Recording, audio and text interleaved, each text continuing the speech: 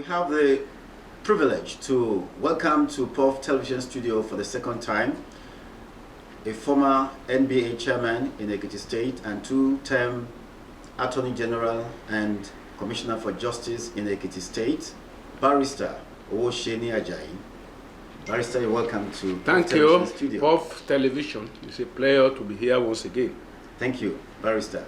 We want you to respond to what the protesters call bad governance in Nigeria. Thank you.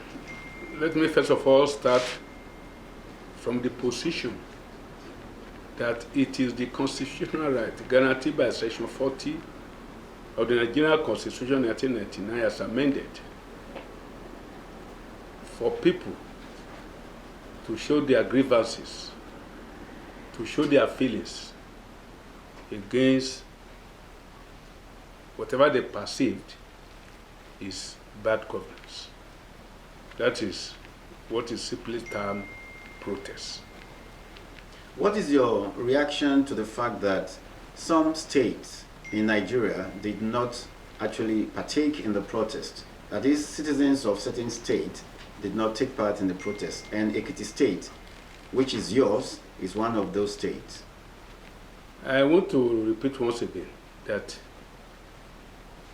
it is a right that is not mandatory. It is not compulsory that because a protest, I too must protest. We have different avenues of showing our grievances against what we perceived is not right.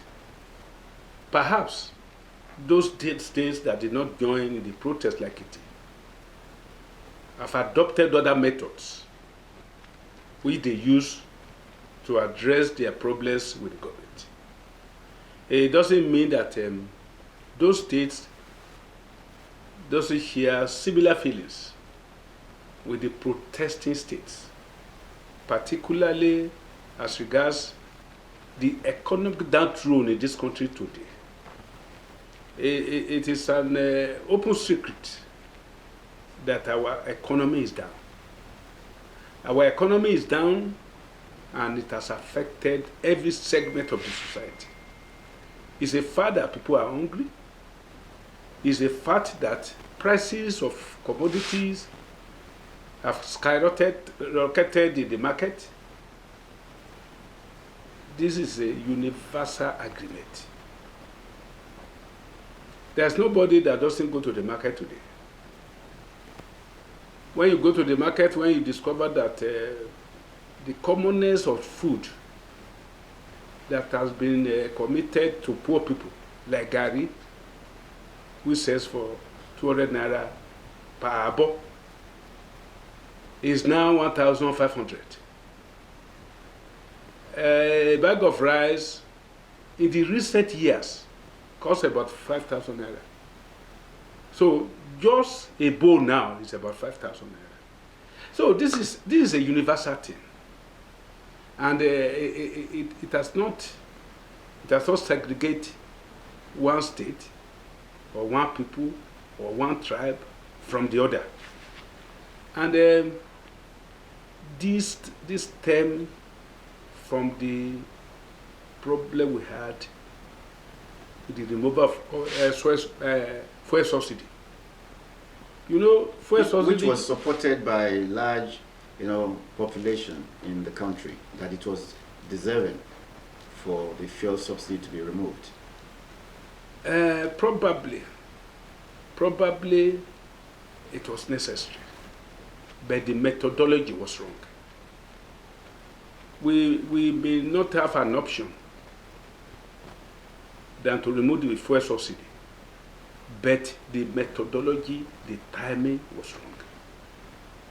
Nobody has totality of knowledge. Nobody is an epitome of knowledge in life. Probably our president miscalculated the situation with our economy, particularly when he has not gone to take over and consult widely about how and when to remove the fuel subsidy. The previous governments, which were gauging the mood of the country by not removing the fuel subsidy, they knew exactly that it is the mainstay of our economy. Everything revolves around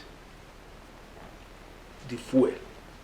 When you are talking of fuel, we are talking of not only the petroleum we use in our vehicles, we are talking of diesel, we are talking of gasoline, we are talking of engine oil, all other things that are associated with fuel are the mainstay of the lives of our people. You see, when you are talking of subsidy, every part of the world, they have one way or the other of subsidizing the convenience of their people. When you go to America, for instance, you will discover that they have subsidized food production to the extent that when you are in America, food is not your problem. The least of the problem they face in the developed country like US, like UK, like Germany, like Poland is food. And it is government that subsidize the production of food by introducing and financing mechanized farming, and also encouraging their farmers to produce en masse, not only to feed themselves, but to export. Also, in US, they provide, even for the unemployed, they are giving stipends, which will keep them alive while they are looking for job. There are various other ways by which other countries subsidize convenience of their people. When you are talking of a subsidy, you are talking of how to make life comfortable for your people. Something that is strange to me, and I'm still looking for an answer to, is when government says few people are the one benefiting from oil subsidy. Who are these people? The subsidy government have been mentioning this, that only few people who did not work, who did not deserve it, are benefiting from fuel subsidy. Who are these people? They have remained ghosts to the people of Nigeria. The people that are labeled, that are put off in this problem, who are they? Are they ghosts? Are they nameless? Is there nothing that can be done to tame them?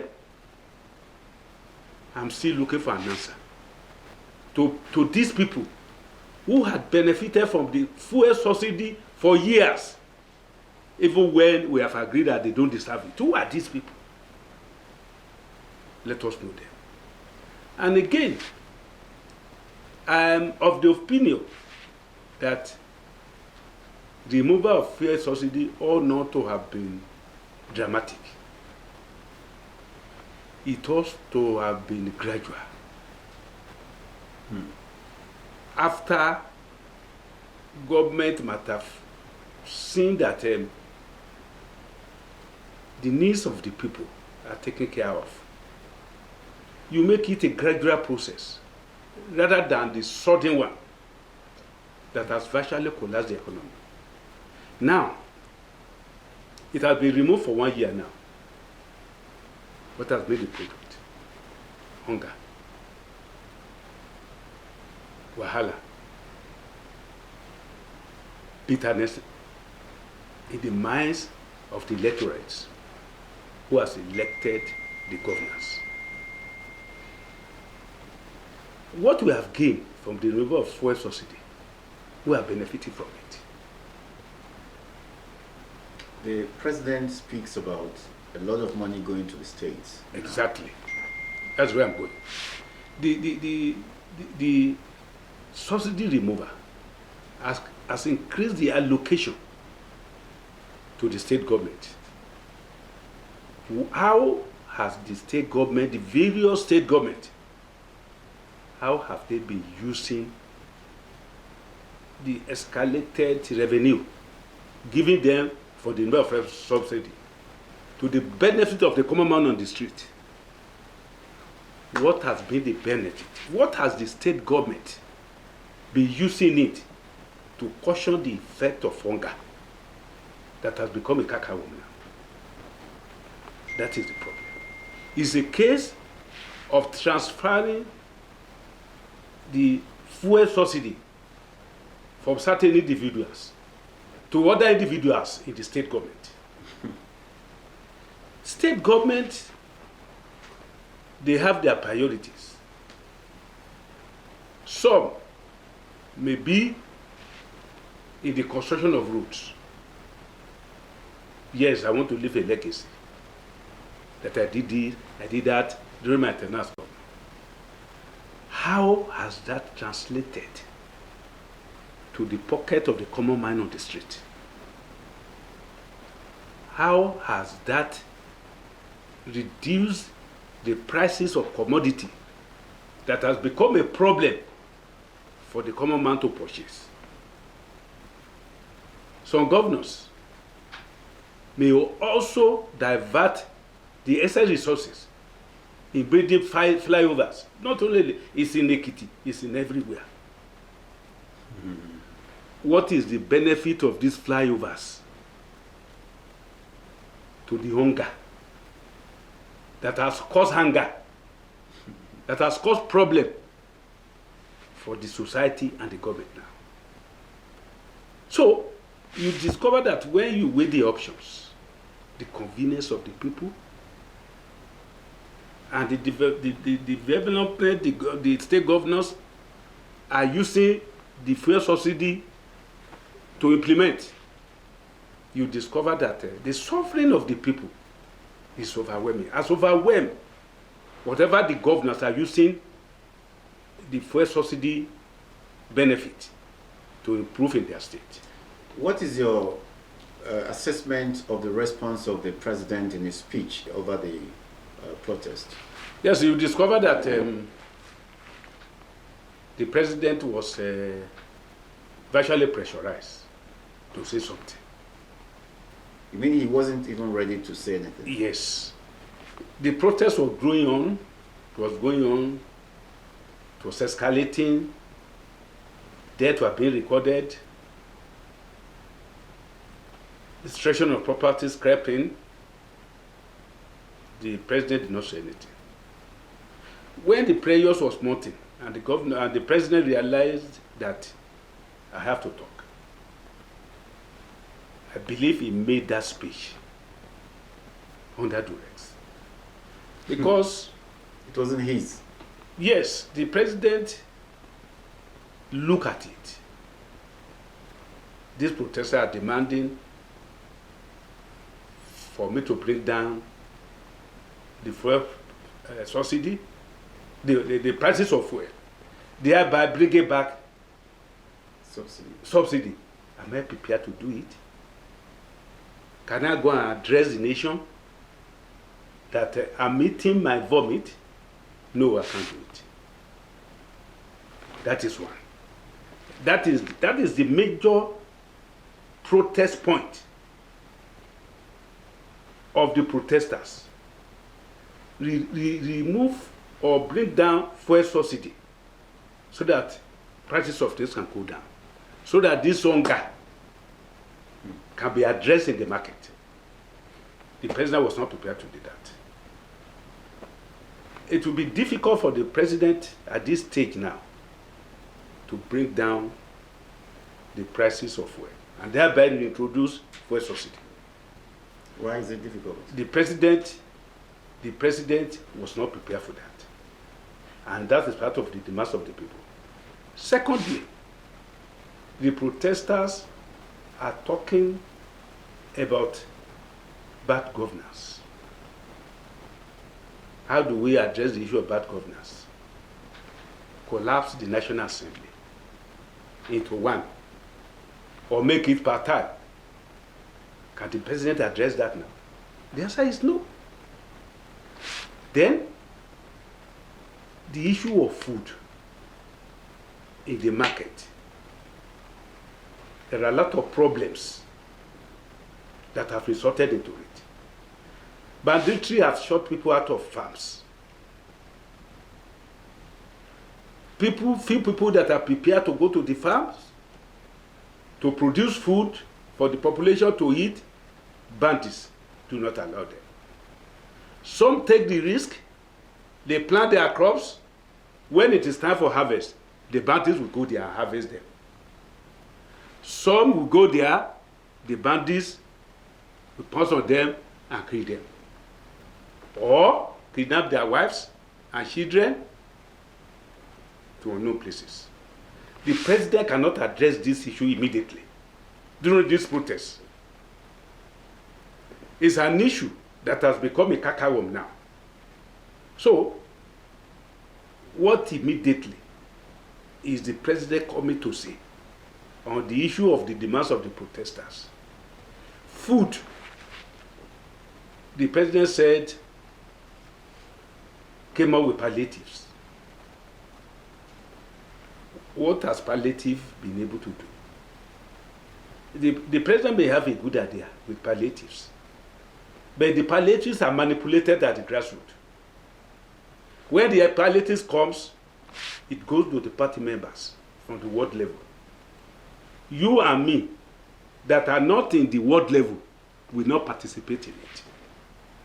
You discover that every palliative that have been coming, only a few people has always been the beneficiary. When it comes to the state, it will go down to the wards. It is party members that are in the wards. In this instance, if it is a PDP state, party members who are loyal to PDP.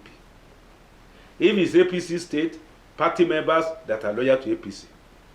If this set of palliative comes, it is the same group of people. When the next one comes, it is the same group of people. That is why you don't see the palliative in the town. You don't see it in the market. Would you say the same thing of Ekiti? Would you say Ekiti still is also having the same experience? I don't know the method for distribution in Ekiti. I don't know the method of distribution of the palliative in Ekiti. But what I'm aware is that this thing are done at ward levels. There is no public place. I'm not aware. Probably wherever we have, but I'm not aware of any public place where these palliative are distributed, where the common people, the generality of the people, we have access to. Now, that one does not make any serious sympathy, the palliative. The government now decides, okay, let's buy rice, some of this food at any price. Let us go and be selling it at cheap rates, at designated markets. The president has conceived that idea. It has not come to pass now. What is he going to tell the protester concerning that? Up till now, the market sales of those cheap commodities has not taken off anywhere. I'm aware the politicians in Edo are fighting among themselves yesterday that they have sent the commodities, that it is the government that is covering it. The state government came out to say that I've not received anything from the federal government, I've not received anything. That is the blame game that is going on. So all these things are grand. What is the president going to say about it? He has no solution today. So that is why he came out and he has to talk. That's why he now came out with that speech that is virtually colorless.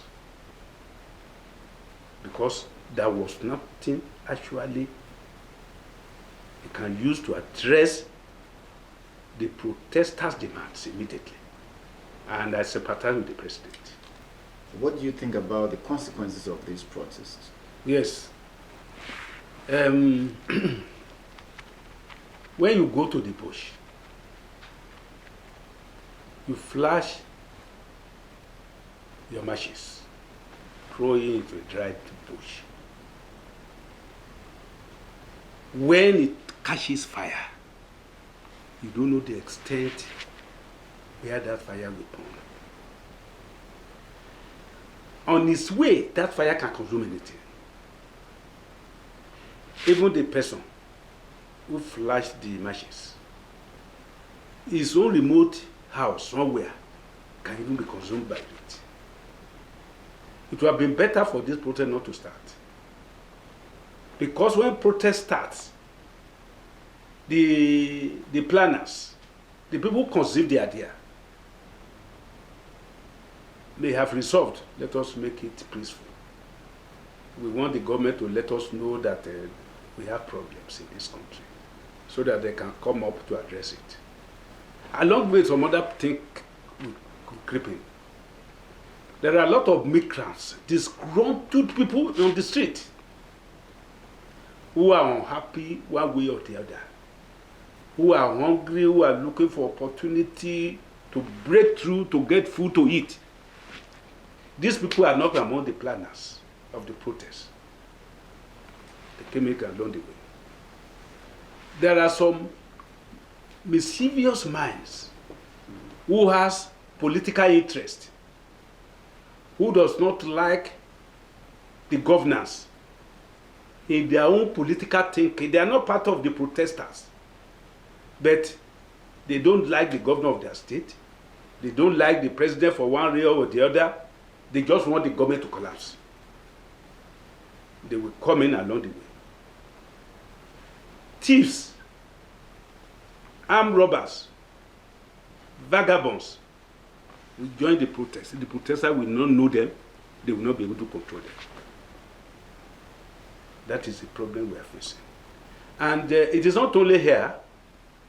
Look at Kenya. When this thing started, I'm very, very sure the protester who went to the National Assembly of that country to burn down the whole place, that will not be the conception of the planners of the protest. What is the way out of the crisis from your own perspective? We are really in a very difficult situation. Once again, I want to say I sympathize with the president because he might have virtually reached a cul-de-sac. That is, I've tried my best. What next do I do? This were subsidy removal. I did it thinking that it will improve the economy, which is going to be a gradual process. Can these people wait for me? Because this issue that have been triggered off by the removal of the fuel subsidy will linger on into the next election. It's definitely going to be an issue in the next election. I'm not a pessimist, and I don't predict any bad thing, but I don't see how this issue of fuel removal can be addressed and bring succor to the people before 2027. Because it determines the economic base of the people. And people too, some greedy elements in the society, will capitalize on it. It is now difficult for the government to control the prices of commodities in the market. I don't see how the government can control the prices of goods they are not responsible for. I'm selling pomo in the market. I want to sell my pomo for 1,000 naira. How do the government force me to sell it for 500 naira?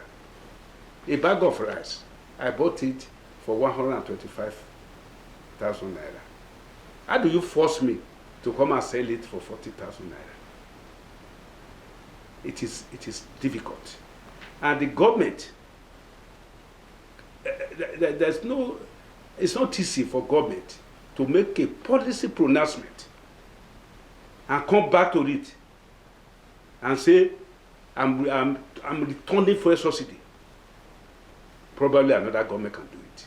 This government that are unwittingly brought it, thinking that there is going to be a solution to our current problems. It has caused problems for them now. It will be difficult for them to say we are removing it. Probably some people are advocating open the borders. Open the borders. The government is thinking of the economic implications of opening the border for Dika Harris to bring in goods anyhow, any type of good anyhow. The government exists to guide our ways. If the government have seen the economic, the political, and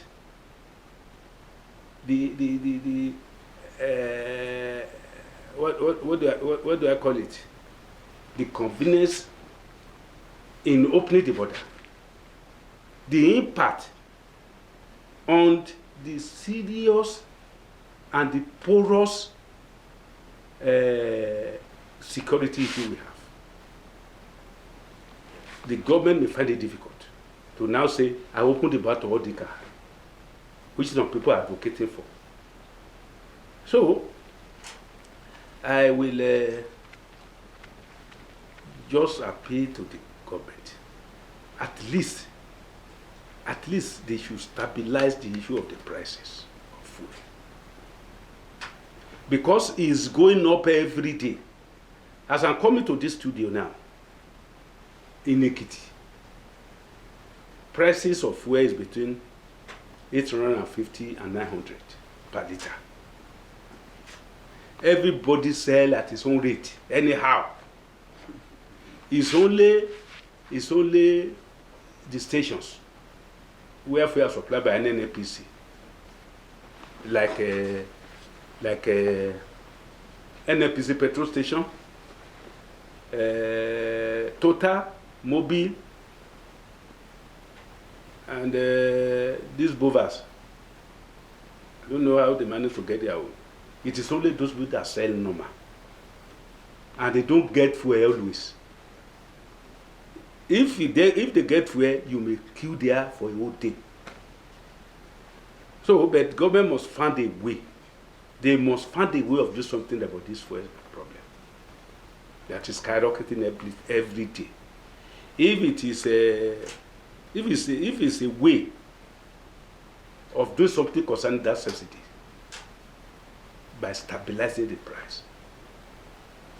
If it comes down to something like 500 or 400, then things may cushion a little.